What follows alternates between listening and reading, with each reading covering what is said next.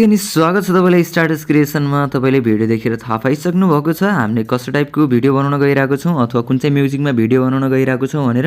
यदि तपाईले पनि बनाउन चाहनुहुन्छ भने भिडियोलाई स्किप नगरेर सुरुदेखि लास्टसम्म हेर्नु होला र तपाईले सबैभन्दा सुरुमा चाहिँ क्यापकट एप्लिकेसनमा जानु होला।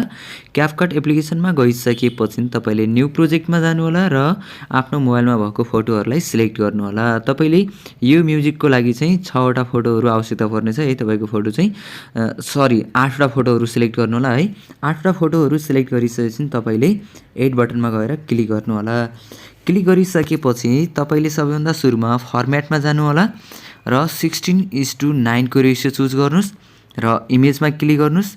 थोरै साइडमा सार्नु होला है र त्यसपछि तपाईले यहाँनिर एडिट भन्ने अप्सन देख्न सक्नुहुन्छ। एडिटमा जानु होला र रोटेट गर्नु होला। प्राय तपाईले सबै इमेजलाई यसरी रोटेट राख्नु पर्नेछ है। इमेजमा क्लिक गर्दै रोटेट गर्दै जानु होला, हैन भने चाहिँ तपाईको यसमा चाहिँ अलिकति प्रब्लम आउला है। यसरी रोटेट गर्दै जानुस् र लास्टमा आउनुस्। लास्टमा गइसकेपछि इन्डिङमा जानुस् र डिलिट गर्नुस् है। यो चाहिँ हाम्रो वाटरमार्क थियो, त्यो भएको कारणले डिलिट गरेको र थोरै ब्याक गर्नुस् र स्टार्टिङमा आउनुस् है। स्टार्टिङमा आइसकेपछि तपाईले अब यसमा म्युजिक इम्पोर्ट गर्नुपर्ने छ। त्यसको लागि एड अडियोमा जानुस्, त्यसपछि एक्सट्र्याक्टेडमा क्लिक गर्नुस् र आफ्नो मोबाइलमा भएको म्युजिकलाई इम्पोर्ट गर्नुस् है। इम्पोर्ट गरिसकेपछि अब चाहिँ हामीले यसलाई ड्युरेसन मिलाउने छौं है। यदि तपाईले पनि म्युजिक डाउनलोड गर्नुपर्ने छ भने चाहिँ तपाईले डिस्क्रिप्सनबाट म्युजिक डाउनलोड गर्न सक्नुहुन्छ। मैले डिस्क्रिप्सनमा लिंक राखिदिएको छु है, तपाईले त्यसमा गएर पनि डाउनलोड गर्न सक्नुहुन्छ। यदि तपाई हाम्रो च्यानलमा नयाँ हुनुहुन्छ र सब्स्क्राइब गर्नुभएको छैन भने हाम्रो च्यानललाई पनि सब्स्क्राइब गर्नु होला र भिडियो मन पर्छ भने भिडियोलाई लाइक पनि गर्न नबिर्सिनु होला है। ल यति गरिसकेपछि अब चाहिँ हामीले इमेजमा क्लिक गर्ने छौं र यसको ड्युरेसन मिलाउनतर्फ लाग्ने छौं। फर्स्ट इमेजको ड्युरेसन रहेको छ हाम्रो 2.5 को ड्युरेसन रहेको छ है। 2.5 राख्नु होला। अनि त्यस्तै गरेर हाम्रो सेकेन्ड इमेजको ड्युरेसन रहेको छ 2.1 को ड्युरेसन रहेको छ। अनि त्यस्तै गरेर नेक्स्ट इमेजको ड्युरेसन चाहिँ हाम्रो 2 मात्रै रहेको छ है, 2.0 र नेक्स्ट इमेजलाई पनि हामीले 2.0 राख्ने छौं। यो इमेजलाई पनि 2.0 राख्यौं र नेक्स्ट इमेज चाहिँ हामीले 1.9 को ड्युरेसनमा राख्ने छौं, 1.9 र त्यस्तै नेक्स्ट इमेजको ड्युरेसन हामीले फेरि 2.0 राख्नु होला र फेरि नेक्स्ट इमेजको ड्युरेसन तपाईले 2.1 को ड्युरेसनमा राख्नु पर्ने छ र लास्टको इमेजको ड्युरेसन चाहिँ तपाईले 1.0 मा राख्नु पर्ने छ है। 1.0 बनाउनु होला र यो म्युजिकलाई एक्स्ट्रा रहेको स्प्लिट र डिलिट है।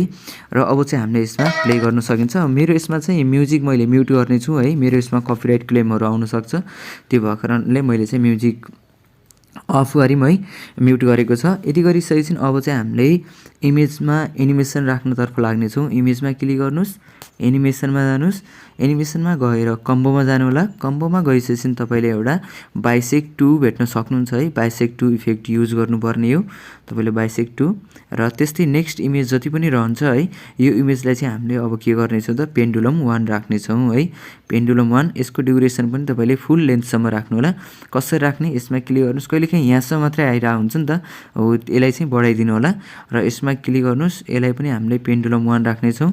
नेक्स्ट इमेजलाई पनि पेन्डुलम 1 र सबै इमेजलाई तपाईले पेन्डुलम 1 राख्दै जानुपर्ने छ है।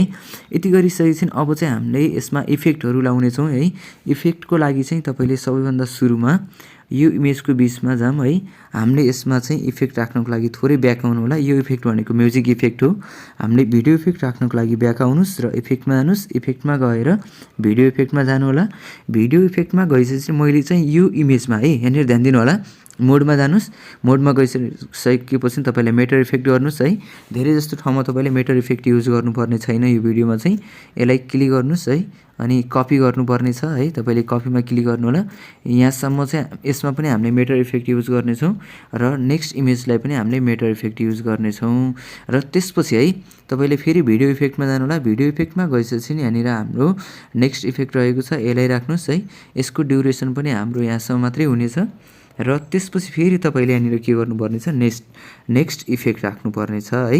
तपाईले यहाँनिर इफेक्ट राख्नको लागि चाहिँ यहाँनिर क्लिक गर्नुस् र भिडियो इफेक्टमा जानु होला। भिडियो इफेक्टमा गइसकेपछि तपाईले पार्टीमा जानुस्। पार्टीमा गइसकेपछि यहाँनिर हाम्रो वाटर ड्रपको साउन्ड रहेको थियो है। त्यो भएको कारणले हामीले चाहिँ पार्टीमा गइसकेपछि एउटा रिपल इफेक्टहरु युज गर्नेछौं। मेरो यसमा चाहिँ नेट अलिकति स्लो चलेको कारणले स्लो भइरायो। रिपलमा क्लिक गर्नुस् है। ओके र यसको ड्युरेसन पनि हाम्रो यहाँसम्म रहेको छ। यसलाई पनि कपी गर्नुस् है।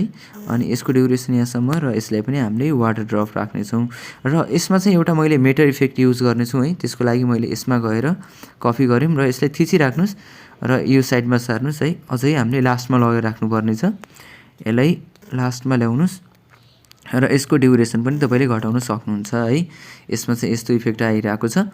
अब यदि तपाईँले फर्स्ट इमेजमा पनि इफेक्ट राख्न चाहनुहुन्छ भने थोरै ब्याक गर्नुहोस्, भिडियो इफेक्टमा जानुहोस् है। भिडियो इफेक्टमा गइसकेपछि यसमा चाहिँ हामीले मोडमा जानु होला। यो साइडमा मोड रहेको छ, मोडमा क्लिक गर्नुहोस् र मैले यहाँनिर चाहिँ एउटा स्पार्क 2 भन्ने भेट्नेछु है। यसलाई युज गर्नेछु र यो चाहिँ हाम्रो फर्स्ट इमेजको ड्युरेसनसम्म मात्रै राख्नु होला र फेरि भिडियो इफेक्टमा जानुहोस्। भिडियो इफेक्टमा गइसकेपछि तपाईँले अब लिड फ्रेम राख्नुपर्ने छ। त्यसको लागि फ्रेममा जानुहोस्। फ्रेममा गइसकेपछि तपाईँले यहाँनिर एउटा लिड अप्सन भेट्न सक्नुहुन्छ र यसलाई ओके गर्नुहोस्। यो लिडलाई चाहिँ हामीले स्टार्टिङदेखि लास्टसम्म राख्नेछौँ र अब यसलाई हामीले सेभ गर्नेछौँ। तर सेभ गरिसकेपछि तपाईँले फेरि रिअपलोड गर्नुपर्ने छ है। त्यो पनि म तपाईँलाई सिकाउने छु।